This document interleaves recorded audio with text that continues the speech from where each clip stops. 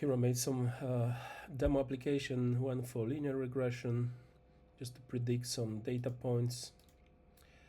Right, so we have 45, we can predict the y based on x, how the linear regression works, something for logistic regression, so predicting if the student will pass or fail exam. Some properties in the data set, like how many modules he attended, how many hours he studied, the scores from his projects, and how many labs and classes he missed. Those have positive or negative value on the effect of passing the exam.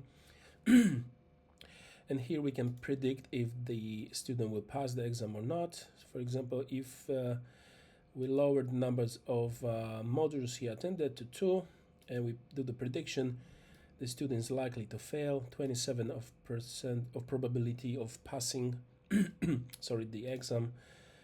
If we increase that one a little bit more, still likely to pass, so probably 7 modules is going to be enough to pass, 55%.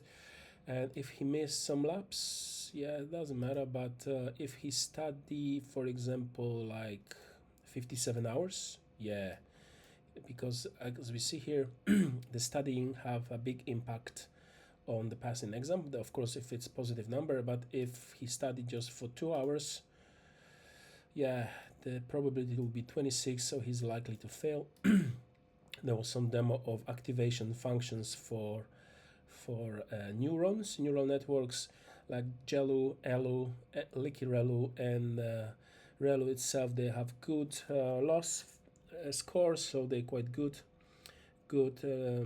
activation functions, while tanh and sigmoids are bad, because sigmoid can work with the values from 0 to 1 and hyperbolic tangent from -1 to 1. When we look at the plots, we see the GELU, which one was best? GELU was the best. So GELU have very good true line and predicted line. So true values are on that S squiggly shape, and it predicted the line just like that. So basically those lines are overlapping. The same for ELU, LickRelu, but sigmoid, we see true line, dark blue, like that, and the prediction line very bad, not even related. And here we could design the neural network, how many neurons, how many layers we want, and we can generate data set based on that and start training the network.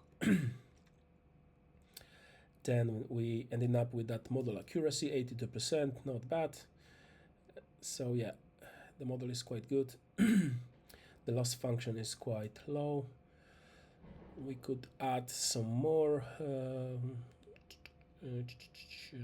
layers, like 4 layers, and choose if we want classification, how many classes we want to predict, or just regression, one value. Autoencoder demo to show how we can classify bank transaction as a malicious anomaly or as a good transaction. Training the model, and we can do some anomaly detection here. For example, we want to withdraw 162 quid 1 o'clock at night, will be classified as anomaly. Is not the standard account owner behavior.